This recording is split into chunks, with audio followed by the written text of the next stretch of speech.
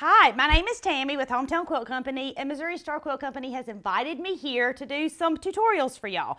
So we're going to start with the spring applique tutorials. We're going to make this precious 4-leaf clover and this super cute bunny. Now, these templates are available for free at MissouriStar.com under their free templates section on their website, and there's also a Tami Jones landing page at Missouri Star that we will tag in the description.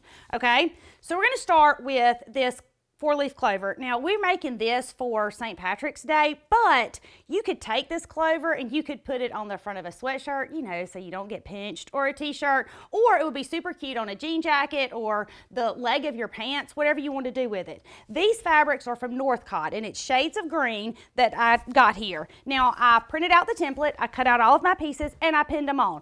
You can use as many pins as you want, but not more than you need. That's what I always tell my students. Every pin that you put in there will poke you. Now, one of my students says that it's not yours till you bleed on it, so maybe that's okay. But print your templates, cut your fabric out. This fabric came from Northcott shades of green that I'm using today, but you can use any scraps that you have. We're gonna sew ours on, but if you're not comfortable sewing and you wanna make it a no-sew project, there's this great Sew Light adhesive. Now, when you're getting adhesive that you're putting on the back of fabric to sew, you want to make sure you get something that's sewable. You can get some adhesive that's not sewable, and then when you sew it, it gums your machine up. You have all that glue, so we don't want that. We want to make sure that we get some kind of sewable adhesive. But if you put this fabric on this adhesive, you can just iron it on. No sew. Easy peasy. Then you can buy your pre-made blank, whatever it is, whether it's a pennant, an apron, a sweatshirt, a jacket, jeans we talked about. Use your Sew Light adhesive, stick it on there, and you don't even have to sew anything. Or you can do what I'm going to do today, which is sew it on.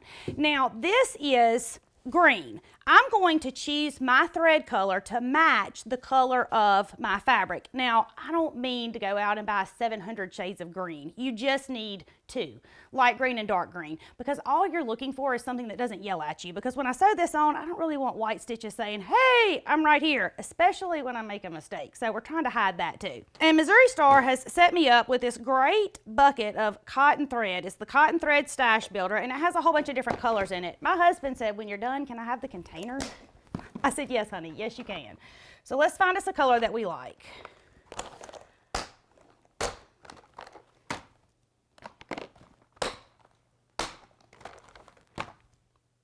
Okay, I'm gonna pull out all of the greens, and then we're gonna talk about what I'm choosing and why I'm choosing it. There's a green, there's a green.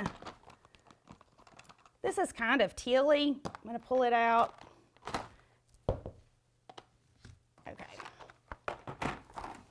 Move that out of the way. So here's our green options. I really think I'm going to use this teal green because it's closer than any of the rest of them. But let's say I didn't have this and all I had were these 2 green options, okay?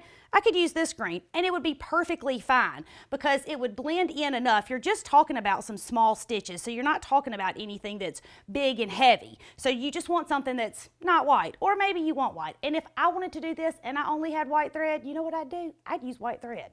So this is what we're gonna do. Now, I don't sew on this kind of sewing machine at home, so this is gonna be a whole new experience for all of us. Let's see if we can figure out how to thread it, and maybe where the pedal's at would be a good idea, right? Okay, so I said I was gonna thread the machine, which y'all didn't see was the last 30 minutes. We had to call in reinforcements because I don't really know what I'm doing, so we're gonna skip that part. It is now threaded. It is a straight stitch only machine, so it's not something that I'm super versed in using, and I thought I had it threaded correctly and the thread kept breaking.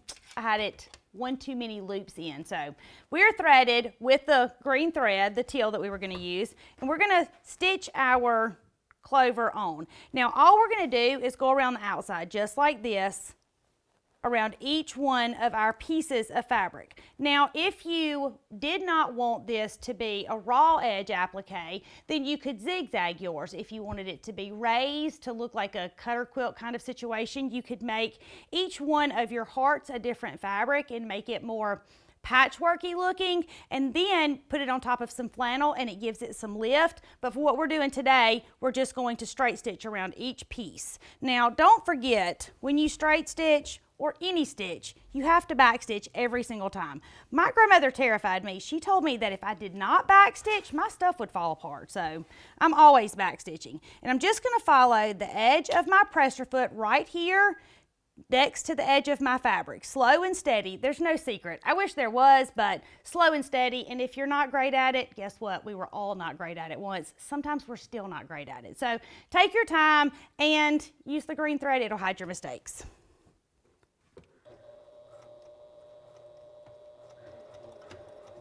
I've never sewn on this machine, so we're all doing this together for the first time. Maybe in my next tutorial, I will be a little better, or more comfortable at least. So I just asked the production team if I'm supposed to talk while I'm doing this, and they told me if I had some tips, I could tell y'all, but to be honest, I am trying to focus on making sure my stitch is where I want it to be. Okay, so if you're a beginner and you're trying to figure out how to go around all of the pieces, because it's not straight and your stitch is just a straight stitch, so the first thing I would do is most machines have a button that allow you to always stop with your needle down or always stop with your needle up. I choose to always have my needle up when I stop because I want to pull my project out. So there's a button on the front of this machine that I just pressed, and it makes the needle always be down so that whenever I stop sewing, I can raise the presser foot and shift my project and the thread doesn't come out. So now I'm just going to go slow and steady. There's really no secret. Use the color thread that matches your fabric. That will hide it, and practice. Sewing is kind of like playing a musical instrument. The more you do it, the better you will get, and there's really no shortcuts. We all want them, and I promise I'm not giving y'all extra steps because I don't like the extra steps. But there are a few things that just make, yeah, like that. A few things that make life easier. Number one, taking your time. Number two, matching thread. And number three, the dreaded ironing. That makes a big difference too. All right, so I want to show you a couple of things. I want to show you what you can see, and then I want to show you what you can't see. Number one, you can see my precious clover. That's super cute. So I'm not going to get pinched for St. Patrick's Day. Now, I'm not sure if you can see it or not, but there's some bubbles in my fabric right through here. And from a distance, nobody can see that. They can't see it. But if you look at it up close, it's definitely there. I don't care. If you care, I want you to take it off and start over. I'm not taking mine off and starting over because I don't care. But just so you know, when you are turning your appliques underneath the presser foot of your sewing machine, your feed dogs are pushing your project forward and you're turning it. So you're doing something your sewing machine does not want you to do. It's trying to push your project out and you're trying to push it in a different direction. So slow and steady, lots of pins, lots and lots and lots of pins. So behind me is an applique quilt that I've made for my little ladies for their birthday. I have 4-year-old twins, and I have 2 of these exactly the same, and they look great from where you're looking at them from. But if you get close, they absolutely have these bubbles in them. I do not care. The only thing that's going to make that better is more pins and sewing a little slower. So if that's what you want, then I want you to do that. Now this is going to be raw edge. There's nothing there to keep this from fraying. It is going to fray. I love the raw edge. If you don't like the raw edge, then what I want you to do is zigzag around the edge, and that's going to take care of it. Super easy. Okay, so we've done St. Patrick's Day, right? Now, if I were at home and I were making this, and I wanted to do one pennant and have something on both sides, make one side no sew and the other side sew. You can't sew it on both sides. I mean, I guess you could, but I'm not really sure how well that's working out for you. But if you sewed your clover on one side and turned it over, then you could easily make your bunny no sew with this fusible fleece. Cut it out, put it on here, and put it on this side. So then, after St. Patrick's Day, you just turn it over. Easy, easy. Or you can make a separate one. Now, this one is It's a pennant too, also available at Missouri Star. They sent me a bunch of blanks. They sent me pennants, pillowcase covers, an apron, all kinds of things that you can put this on. This would be super cute on my shirt. It would be super cute on my little lady shirts. It would be super cute on a pillow. So use it on whatever you want. We're going to put it on this pennant today, and we're going to do exactly the same thing that we just did. Only now I need to change my thread color, but let's pick a thread color first. Okay,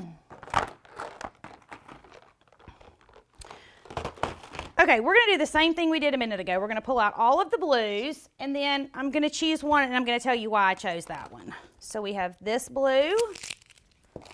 Oh, and I want to show y'all how easy this thread is to get started, because we've all been there trying to pull the end of the thread off, and this is way easier than what I'm used to. Blue, blue, blue. This is kind of a denim-y blue and blue. Now, y'all are looking and y'all are saying, I already know, Tammy, which one? This one, right? Absolutely. That's the one I'm picking because it falls in the same color family. It's kind of a warm blue. Super good. Now, let me show you how easy this thread is to get started, because I wish there was some magic answer to the ones you buy off the shelf at Walmart that go in the notch that they cut at the factory, but I'm digging them out with a seam ripper, with a pair of scissors, with my teeth. This literally just opens. I mean, just undoes just like that. The easiest thing ever. When I started that green one, I was like, hold up, wait a minute. What is this? I was prepared for 10 minutes of my time opening the thread. Now, let me find the garbage can. Okay, so I told y'all a minute ago we had a struggle with the sewing machine. So this is what we're gonna do. We're gonna put our thread on here. My grandmother taught me this, but she worked at a sewing factory for many, many years, and that's where she learned it. And she said, take the thread that's already there, cut it off, tie it to the end of the new thread, and then we're just gonna pull it through. So now I'm gonna take this thread and pull it.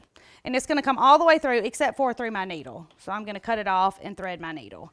Now this sewing machine does have a needle threader. Most of the new sewing machines do. I never teach my students how to use the needle threader, and I don't use the needle threader when I sew because some sewing machines do not have a needle threader. And if you don't have one, I want you to know how to do it, and that the rest of us out here that are 40 plus are struggling with our sight too, okay? Papa says, why do you wear glasses in your videos? Well, Papa, because I can't see. That's why. Welcome to 40, right? Okay, so now we are threaded. And we're essentially going to do exactly the same thing that we just did. We're going to go around each piece of our applique.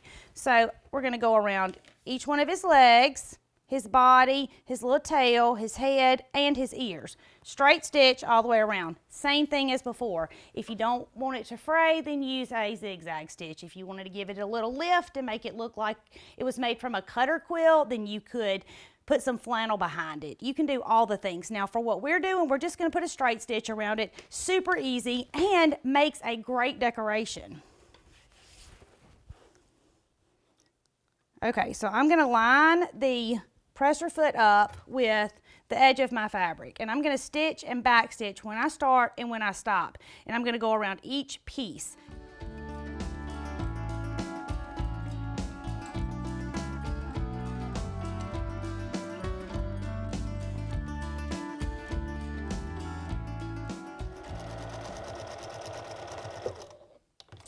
Okay, and that's it. We're going to pull it out and we're going to cut all of our loose threads off. I've been cutting mine as I go just so I don't sew them down, because if you get a loose thread kind of twisted up underneath your stitches, it's really hard to get all the pieces out, or it's more aggravating than it is difficult. So we've cut all that off. Let me attach the end of my pennant back to the rod, and dun dun dun, this is what we have. You see our precious Easter bunny? So today, well, let me fix it again. Sorry, y'all. Today we've made a clover and an Easter bunny.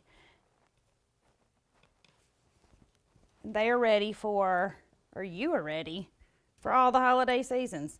My name is Tammy. I'm your favorite sewing teacher. I know, other than Jeannie Dawn, right? She's pretty awesome too, though. I would love for you to come sew with me.